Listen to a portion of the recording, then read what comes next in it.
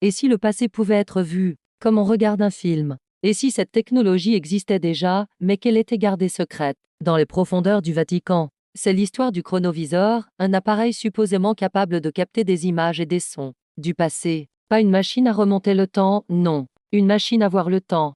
Comme si l'histoire entière était encore présente quelque part et qu'on pouvait en capter l'écho. L'histoire commence dans les années 1960 avec un homme, Pellegrino Ernetti, moine bénédictin et physicien italien. Homme cultivé, sérieux, spécialiste de musique ancienne, il prétend avoir participé à un projet ultra secret mené dans l'ombre du Vatican.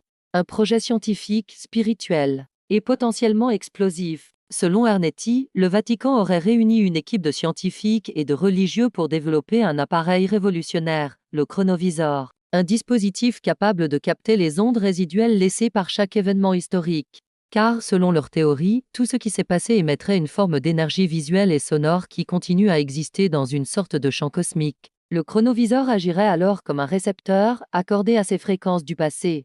Le projet aurait impliqué des figures majeures comme le physicien Enrico Fermi, prix Nobel, ou le scientifique Werner von Braun, connu pour son rôle dans le programme spatial américain après avoir été récupéré lors de l'opération Paperclip. Ernetti affirme que grâce à cette machine, ils auraient pu observer des événements majeurs de l'histoire. Une tragédie grecque antique jamais retranscrite, l'Orestie de Quintus Ennius, les discours de Cicéron à Rome et même la crucifixion du Christ. Une photo de Jésus sur la croix aurait même été prise grâce au chronoviseur. Elle a été publiée dans les années 70, mais très vite considérée comme un faux. L'image serait en réalité celle d'un crucifix en bois sculpté, très connu en Italie. Mais ceux qui croient à l'existence du chronoviseur pensent que cette photo n'était qu'un leurre volontaire, une diversion. Plus étrange encore, en 1988, le Vatican publie un décret discret, mais officiel, interdisant formellement l'usage de toute machine permettant de voir ou d'entendre le passé. Pourquoi légiférer sur une technologie qui n'existerait pas? Coïncidence? Ou aveu implicite d'un savoir caché? Ernetti est resté fidèle à son récit jusqu'à sa mort. Sur son lit de mort, certaines sources affirment qu'il aurait reconnu un mensonge. Mais d'autres proches, dont un prêtre lui aussi impliqué, ont soutenu qu'il avait été poussé à se rétracter pour éviter des représailles.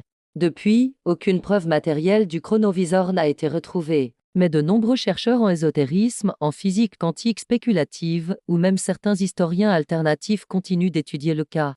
Certains affirment que la machine pourrait exister encore aujourd'hui, cachée dans les archives secrètes du Vatican, une zone interdite au public, gardée par les services de sécurité du Saint-Siège, et dont une grande partie n'a jamais été consultée. Le chronoviseur fascine, divise, intrigue. Est-ce une simple légende religieuse moderne, une parabole technologique, ou un réel projet scientifique, trop puissant pour être révélé au monde? Car si l'on pouvait réellement observer le passé, sans filtre, sans interprétation, combien de vérités religieuses, politiques, historiques s'effondreraient du jour au lendemain?